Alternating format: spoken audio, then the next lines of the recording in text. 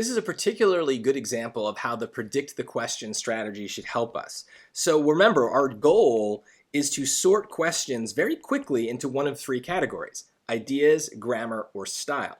This question, without any doubt, is about style. It's about vocab, and we know that on the writing section, vocab is entirely about like the best fit, so our instincts can help us. So if I read this, I don't think that any of these words sounds really bad. I think they all kind of fit and make sense, and I could imagine someone saying them in that spot and understanding what the sentence is saying. I don't feel like it's a bad fit or a weird usage. They all seem to make sense. But that's not just the only thing we have to think about when there's a style question. With vocab, there's this other element that we try to match the tone of the piece, and every piece on the SAT has the same tone.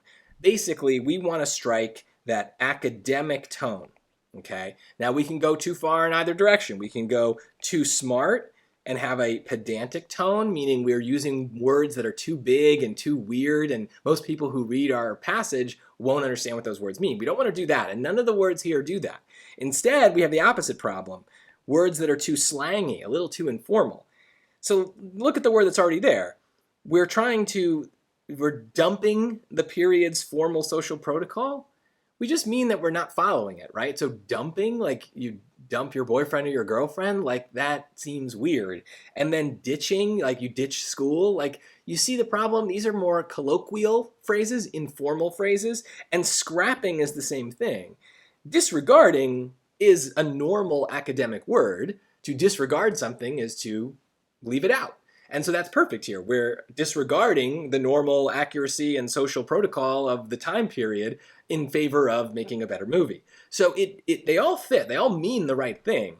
But when we know what question type we're dealing with, we understand, hopefully, the rules associated with that question type. It's like how on other style questions, we often pick the shortest choice because we know that that's the rule of the game for those kinds of questions. For vocab, they're all one word, so that doesn't really help us. But we understand that we want to hit this academic fit.